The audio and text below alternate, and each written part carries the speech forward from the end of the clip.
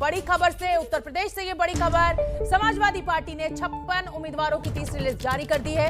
इसमें योगी सरकार से समाजवादी पार्टी में आए पूर्व मंत्री दारा सिंह चौहान को घोसी से टिकट दिया गया है, जबकि उत्तर प्रदेश के पूर्व विधानसभा अध्यक्ष माता प्रसाद पांडे को सिद्धार्थनगर की इटवा सीट से उम्मीदवार बनाया गया है। हालांकि सूची में भी मुख्यमंत्री योगी आदित्यनाथ के खिलाफ गोरखपुर शहर से कौन उम्मीदवार होगा समाजवादी पार्टी का, इसकी घोषणा नहीं की गई है। अभी तक उत्तर प्रदेश की 403 में से 254 सीटों पर उम्मीदवारों का ऐलान हो चुका है। समाजवादी पार्टी ने आज एक और लिस्ट जारी की है। पूर्व स्पीकर माता प्रसाद पांडे को इटवा से टिकट दिया गया है। घोसी से दारा सिंह चौहान, जो कि अभी बीजेपी से आकर समाजवादी पार्टी में शामिल हुए हैं। तो समाजवादी पार्टी की तीसरी लिस्ट आज जारी हो गई। 56 उम्मीदवारों की ये तीसरी लिस्ट थी और दारा सिंह चौहान ने टिकट मिलने के बाद एबीपी न्यूज से खास बातचीत की। दारा सिंह का कहना है कि अखिलेश यादव ने भरोसा उन पर रखा है, उनके सहयोगियों को भी टिकट मिलेगा। दारा सिंह चौहान से बात की हमारे संवाददाता संजय त्रिपाठी ने। सुन लेते हैं क्या कह रहे हैं दारा सिंह चौहान। भारतीय जनता पार्टी से बगावत करके समाजवादी पार्टी का दामन थामने वाले उत्तर प्रदेश सरकार के पूर्व मंत्री दारा सिंह चौहान इस वक्त मेरे साथ मौजूद हैं। दारा सिंह जी, समाजवादी पार्टी से घोसी का टिकट मिल गया, आपको क्या कहेंगे? निश्चित रूप से मैं सबसे पहले तो मैं समाजवादी पार्टी के राष्ट्रीय अध्यक्ष माननीय अखिलेश यादव जी को मैं बधाई देना चाहता हूं कि जिस भरोसा जो किया है घोसी की जनता पर माननीय राष्ट्रीय अध्यक्ष जी ने, निश्चित रूप से घोसी की जनता उस पर खरी उतरेगी।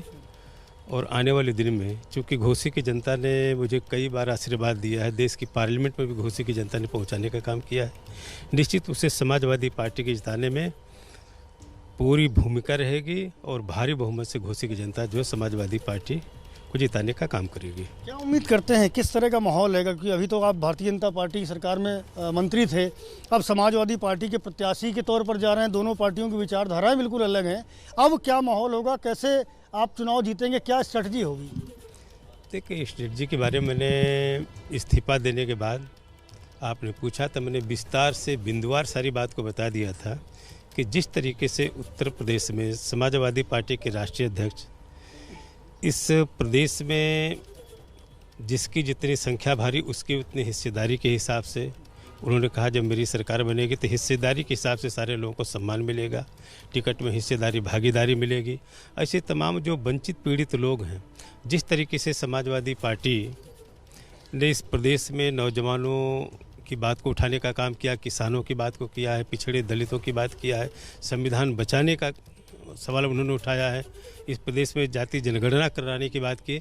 इस सारे सवाल को लेकर प्रदेश की जनता में जो उत्साह है, उस उत्साह की बुनियाद पर मैं कह सकता हूं कि निश्चित रूप से न केवल घोसी, पूरे प्रदेश की जनता समाजवादी पार्टी को भारी बहुमत से जिता करके माननीय अखिलेश यादव जी के नेतृत्व में पूर्ण बहुमत की सरकार बनाने का काम करेगा। चौहान साहब, जो नौनिया चौहान है, ये एक बड़ी आबादी उत्तर प्रदेश में है और खासकर पूर्वांचल में एक बड़ी तादाद है वोटरों की, नौनिया चौहान की।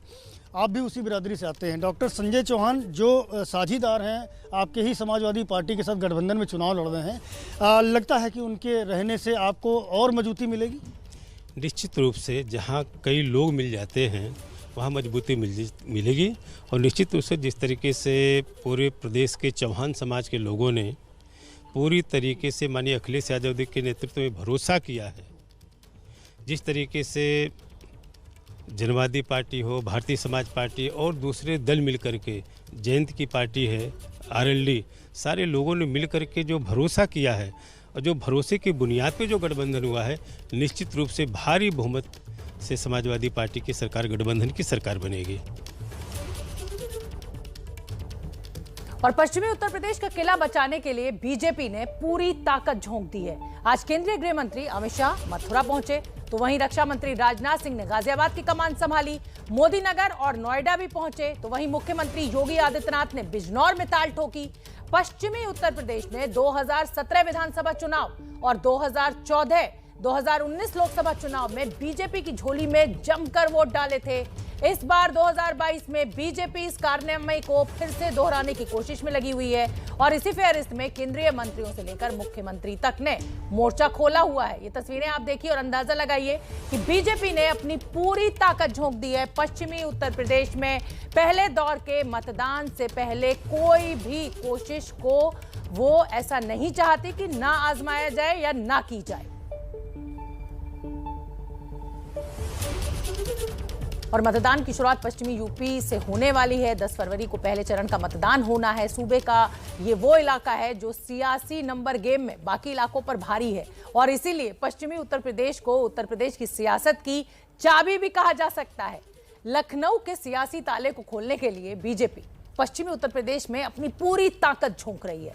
आज गृह मंत्री अमित शाह जाटलैंड मथुरा पहुंचे और उन्होंने क्या कुछ कहा और क्या है पश्चिमी उत्तर प्रदेश का सियासी समीकरण, हमारी ये डिटेल्ड रिपोर्ट देखिए। करीब 2 हफ्ते बाद यूपी में मतदान शुरू हो जाएंगे और प्रचार के इस राउंड में खुद गृह मंत्री अमित शाह मैदान में हैं। कल अमित शाह ने दिल्ली में जाट नेताओं से मुलाकात की तो आज जाटलैंड यानी मथुरा में घर घर जाकर वोट मांगे। पश्चिमी यूपी का सियासी महत्व क्या है, इसकी गवाही है 136 सीटों का ये आंकड़ा, जो सूबे की सबसे बड़ी सियासी तस्वीर बनाती है। और इस तस्वीर को फिर से भगवा रंग में रंगने के लिए बीजेपी कोई कसर नहीं छोड़ रही और वोटरों को लुभाने के लिए बीजेपी के पिटारे में हिंदुत्व का मुद्दा भी है और विकास का लेखा जोखा भी। भूमि, यही भूमि पर ढेर सारे अत्याचारों को करने वाले कंस का वध भी हुआ।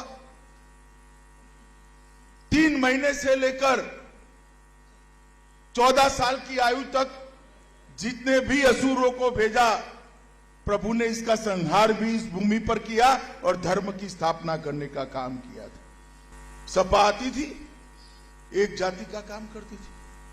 बसपा आती थी, दूसरी जाति का काम करती थी।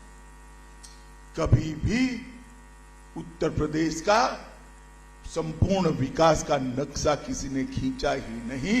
ये तो नरेंद्र मोदी जी के प्रधानमंत्री बनने के बाद, योगी आदित्यनाथ के मुख्यमंत्री बनने के बाद सबका साथ, सबका विश्वास और सबका विकास का सूत्र है। हिंदुत्व और विकास के साथ साथ अब जातीय समीकरण को साधने के लिए भी बीजेपी ने कमर कस ली है, क्योंकि पश्चिमी यूपी ही बीजेपी के लिए सबसे मुश्किल भरी पिच बताई जा रही है, जहां जातीय समीकरण बीजेपी की मुश्किलें बढ़ा भी सकता है। पूरी जो बेल्ट है गन्ने की बेल्ट है, मिठास की बेल्ट है, ये कड़वाट की है ही नहीं।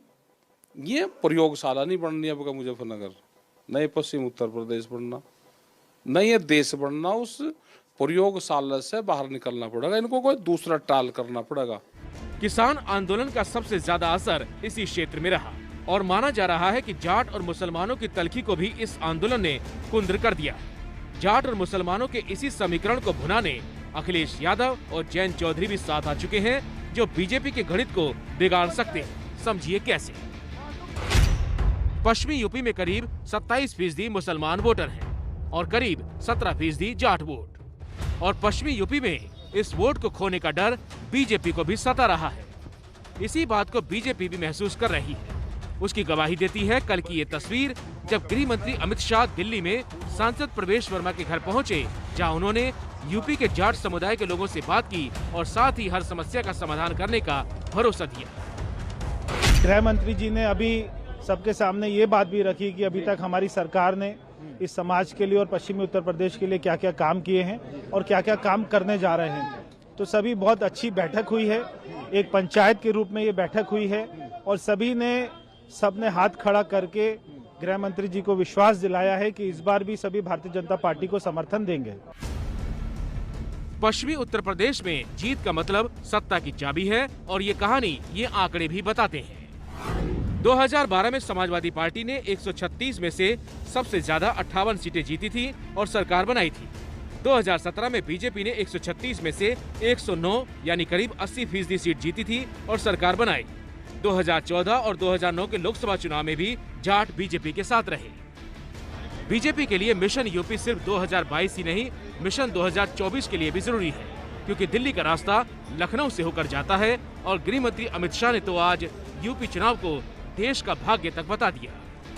इस बार यूपी का जो चुनाव है, मैं आप सभी को कहना चाहता हूं, भाइयों बहनों युवाओं, ये यूपी के चुनाव को विधायक का चुनाव मत समझिए, किसी को मंत्री मुख्यमंत्री बनने का चुनाव मत समझिए। उत्तर प्रदेश का चुनाव आने वाले देश में भारत के भाग्य का निर्णय करने वाला चुनाव। तो देखा आपने, अमित शाह आज मथुरा में है, तो उधर रक्षा मंत्री राजनाथ सिंह गाजियाबाद में है। गाजियाबाद की मोदी नगर कॉलोनी में पैदल जनसंपर्क के दौरान रक्षा मंत्री राजनाथ सिंह ने लोगों को प्रचार के पर्चे बांटे, लोगों ने उनके ऊपर फूल बरसाए। राजनाथ सिंह से बात की हमारे संवाददाता रविकांत ने, सुन लेते हैं। यहाँ पर B44 मोदी नगर पान कॉलोनी में आए हैं। सर आज क्या कह रहे हैं जनता से? जनता से अपील करनी थी वो कर दिया।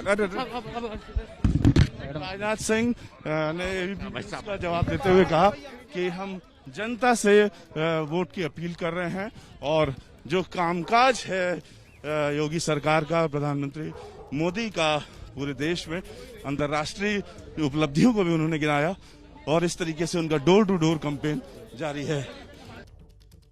तो देखा आपने कैसे बीजेपी ने पूरी ताकत अपनी झोंक रखी है पश्चिमी उत्तर प्रदेश में पहले चरण के मतदान से पहले। उत्तर प्रदेश में जाटलैंड पर राजनीति बेहद गर्म है।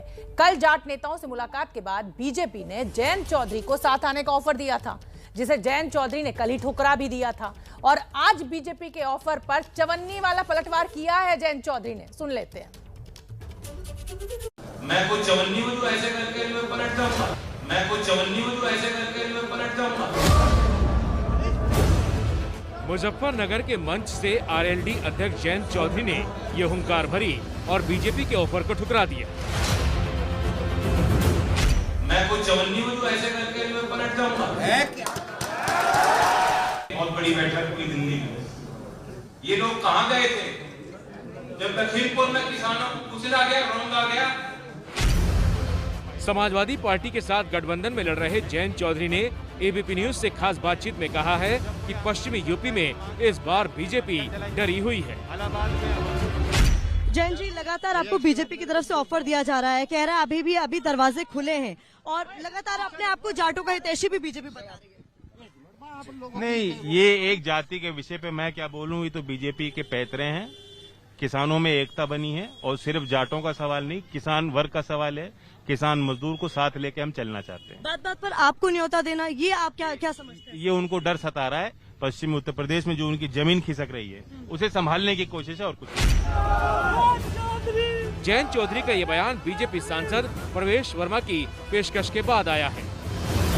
जो उन्होंने रास्ता चुना वो इस समाज को लंबे दौर पे अपना कहीं पर ठीक नहीं खड़ा कर पाएगा। लेकिन ऐसा लगता है कि क्या जयंत चौधरी कभी आने वाले समय में आपके साथ खड़े हो सकते हैं या आफ्टर इलेक्शन? क्यों नहीं आ सकते, आ सकते हैं। किसान आंदोलन की वजह से पश्चिमी यूपी में जाट समुदाय बीजेपी से नाराज है। यही वजह है कि बीजेपी जाटों को साधने में जुटी है। कल ही गृह मंत्री अमित शाह ने 250 से ज्यादा जाट नेताओं के साथ बैठक की थी।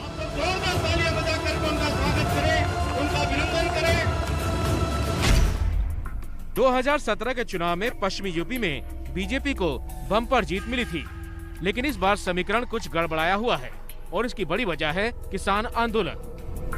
किसान तो अलग अलग विचारधारा पे अलग अलग जा रहा, सब जगह चले जाएगा जहां उसको जाना और ना किसी को बताएगा मैं कहां जा रहा। अपनी फसल आधे रेट में बेच कर उसको कहां वोट देनी वो सब जानता है, दे लगाओ। एबीपी न्यूज और सी वोटर के सर्वे में भी बीजेपी को पश्चिमी यूपी में पिछली बार के मुकाबले नुकसान होता दिख रहा है। रही बात आरएलडी की, तो वो पहली बार विधानसभा चुनाव में समाजवादी पार्टी के साथ उतर रही है।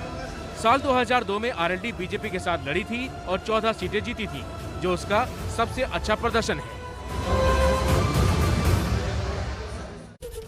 तो उत्तर प्रदेश के गाजियाबाद में कांग्रेस के उम्मीदवार के लिए सचिन पायलट ने वोट मांगे। राजस्थान से गाजियाबाद पहुंचे सचिन पायलट ने बीजेपी पर जमकर हमला बोला और गाजियाबाद में लड़ाई बीजेपी और कांग्रेस के बीच बताई जा रही है।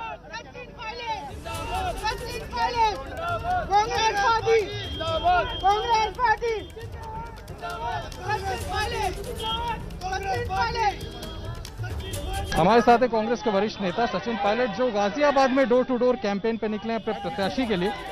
पायलट साहब, एक तरफ योगी आदित्यनाथ, दूसरी तरफ अखिलेश यादव, तीसरी तरफ मायावती, आपको लगता है कांग्रेस स्टैंड्स अ चांस? जो यहाँ माहौल है, इस सब बात को समझ गए हैं कि यहाँ मुख्य मुकाबला कांग्रेस कैंडिडेट और बीजेपी कैंडिडेट का है। यहाँ पर फाइट बीजेपी कांग्रेस की सीधी टक्कर है। तो ये कहना गलत होगा कि हर जगह ट्रायंगुलर या चौतरफा कॉन्टेस्ट है। अलग अलग राज्य में, अलग अलग जिलों में अलग अलग परिस्थितियां हैं, लेकिन इस बेल्ट में, इस शहर के अंदर यहाँ कांग्रेस बीजेपी की सीधी टक्कर है। आप जिन मुद्दों की बात कर रहे हैं, नैरेटिव उससे अलग दिख रहा है। 80 बनाम 20 की बात करते हैं मुख्यमंत्री, आप कह रहे हैं जनता का रोजगार। आपको लगता है ये मुद्दे? तो मुख्यमंत्री महोदय ने ये 80 बनाम 20 की बात क्यों करी? क्योंकि लॉ एंड ऑर्डर हो, आर्थिक विकास हो, निवेश हो, उद्योग हो, शिक्षा हो, चिकित्सा हो, हर जगह जब फेल हो गए तो अंत में जाके उनको 80 बनाम 20 करना पड़ रहा है। और जनता समझ रही है कि ये उनका आखिरी एक दाव होता है।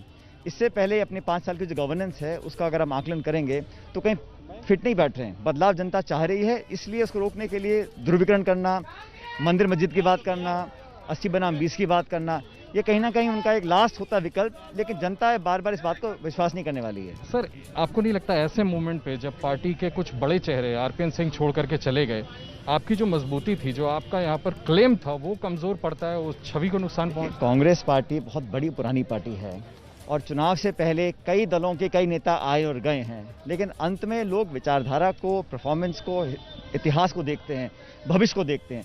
कौन नेता, कौन व्यक्ति कब किस पार्टी में ज्वाइन करता है, उनका व्यक्तिगत निर्णय हो सकता है। लेकिन हम लोग चुनाव लड़ रहे हैं जीतने के लिए। 5 राज्यों में कांग्रेस की बेहतर परफॉर्मेंस हो और आने वाले समय में भाजपा को चुनौती अगर कोई दे सकता है नेशनल लेवल पर, तो सिर्फ कांग्रेस पार्टी दे सकती है।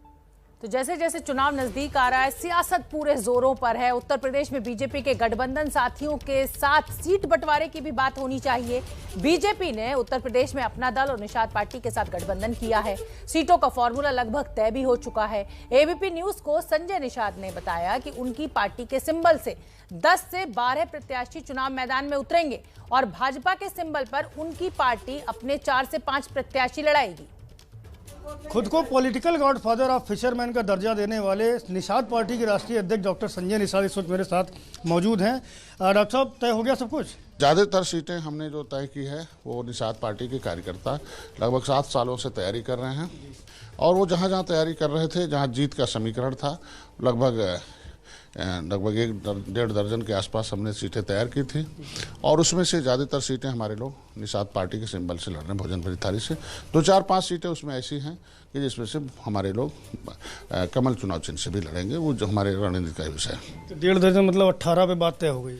अब मैंने बताया ना कि कुछ रणनीति है जो शब्दों पर उसे नहीं बयां किया जा सकता। उनको बता दीजिए, शब्दों में ना बताएं। अब मैं बता दें, जब जब भी भारतीय जनता पार्टी की सूची निकलेगी इधर पूर्वांचल की, उस समय भी निषाद पार्टी की उसके साथ सूची निकलेगी। लगभग तय हो चुका। आज एक बैठक है, उस बैठक के बाद फाइनल हो जाएगा कहाँ काम सूची जारी करना। अच्छा, कितने आपके जो समर्थक हैं या आपके प्रत्याशी हैं वो निषाद पार्टी के सिंबल पर लड़ेंगे और कितने ऐसे हैं जो बीजेपी के सिंबल पर लड़ेंगे? लगभग हमको मान के चलो कि 10 से 12 ऐसे हैं कि हमारे सिंबल से लड़ सकते हैं, हमारे लोग सिंबल से लड़ेंगे और 4 से 5 उनके सिंबल से लड़ेंगे कमल समर्थकों से। अच्छा, मतलब 17-18 के आसपास का आंकड़ा बन गया ना, कह दीजिए ना। निश्चित रूप से उसके इर्द गिर्द रहेगा। अच्छा, तो डॉक्टर संजय निषाद हैं, साफ तौर पर इशारा कर रहे हैं कि लगभग 17-18 सीटें ऐसी हैं जिसमें उनके और भारतीय जनता पार्टी के उम्मीदवार मिलकर चुनाव मैदान में उतरेंगे और निश्चित रूप से ज़्यादा से ज़्यादा सीटें जिता करके और भारतीय जनता पार्टी की सरकार बनाएंगे। कैमरामैन फैसल के साथ संजय त्रिपाठी, एबीपी न्यूज़, लखनऊ। तो संजय निषाद को आपने सुना। जैसे ही लिस्ट पूर्वांचल की आएगी, दूध का दूध पानी का पानी हो जाएगा। ये साफ हो जाएगा कि निषाद पार्टी कितनी सीटों पर लड़ेगी। अभी 17 से 18 सीटों की बात संजय निषाद कर रहे हैं। उत्तराखंड में सभी सीटों पर 14 फरवरी को मतदान होना है। पुष्कर सिंह धामी नामांकन के दिन काफी जोश में नजर आए और इस मौके पर पुष्कर धामी की पत्नी गीता से एबीपी न्यूज संवाददाता अजय दुबे ने बात की। सुन लेते हैं उनकी पत्नी क्या कह रही हैं। उत्तराखंड के मुख्यमंत्री पुष्कर सिंह धामी नामांकन के लिए पहुंचे हैं। उनकी पत्नी हमारे संग मौजूद है। मैडम, नामांकन के लिए सर पहुंचे हैं, एनर्जी कैसी दिख रही है? खटीमा में आप लोग पहुंचे हैं। पूरे हमने विधि विधान के साथ में जो है पूजा अर्चना की और भगवान से प्रार्थना की है, अपने इष्ट देव से प्रार्थना की है कि धामी जी सत्य के मार्ग में चल रहे हैं, अपने उत्तराखंड के लिए कार्य कर रहे हैं और आगे जनता पूरा सपोर्ट कर रही है और उनको एक तरफ कर रही है। मैम, आपको ग्राउंड पे कैसा दिख रहा है? आप तो उनके साथ साथ कैंपेनिंग में भी कई जगह दिख रही हैं। लगातार सीएम बदले गए हैं, जिस तरीके से पूरा प्रक्रिया प्रक्रिया चली है, कनेक्टेड कितना फील कर रहा है क्राउड सीएम को लेकर? देखिए पहले वे विधायक थे तो उन्होंने पूरी क्षमता से जितनी एक विधायक की जिम्मेदारी थी उससे ऊपर उठ करके उन्होंने काम किया है। और अभी जब सीएम बने तो और भी तीव्रता के साथ और भी तेजी के साथ कार्य हुए हैं पूरे उत्तराखंड में, और खटीमा में तो विकास की गंगा ही बही है। और अभी भी जो है बहुत ही जोश है लोगों में, बहुत खुश हैं लोग और मन बना चुके हैं कि उन्होंने जो है धामी जी को ही चुनना है और उन्हें ही फिर से यहाँ से। आज के दिन नामांकन है, आप रिजल्ट क्या देख रही हैं? आप जब माहौल देख रही हैं, सबसे रिजल्ट कैसे देख रही हैं? देखिए बहुत अच्छा लग रहा है, सभी लोग समर्थन कर रहे हैं। और धामी जी ने तो जबकि कम ही लोगों को यहाँ पे कहा था कि बहुत कम सीमित लोग यहाँ पे रहेंगे, उसके बावजूद भी पूरा यहाँ पे जाम लग गया है। और जाम लग गया है गाड़ियों की और जनता की भीड़ यहाँ पे लगी हुई है। वो देखते ही बन रहा है, पता चल रहा है लोगों को सभी को कि जो है जिन मुद्दों पर लेकर घेर रहे हैं। अब तो आम आदमी पार्टी मैदान में, कांग्रेस पहले ही घेर रही थी। देखिए इनके पास कोई मुद्दा नहीं है, कोई भी मुद्दा इनके पास नहीं है। और दिल्ली में हो चाहे आपके इनकी सरकारें आज तक 60-70 सालों तक रही, इनके पास कोई भी मुद्दा नहीं है। इन्होंने अपने समय में कोई काम नहीं किए हैं और आज भी ये जो है बिना मुद्दे के इनके पास कामों में कहीं पर भी कंपटीशन नहीं है। ये जा रहे हैं तो सिर्फ झूठ के भरोसे और सिर्फ झूठ बोल करके जनता को ठगने का काम कर रहे हैं, छलने का काम कर रहे हैं और कुछ नहीं है। एक तरफा जनता यहाँ से समर्थन दे रही है, आशीर्वाद दे रही है। धन्यवाद। तो गीता धामी को आपने सुना, बड़ी उम्मीद है उन्हें खटीमा की जनता से। ईमानदारी के पथ पर चल रहे हैं पुष्कर धामी, ये कहना है उनका।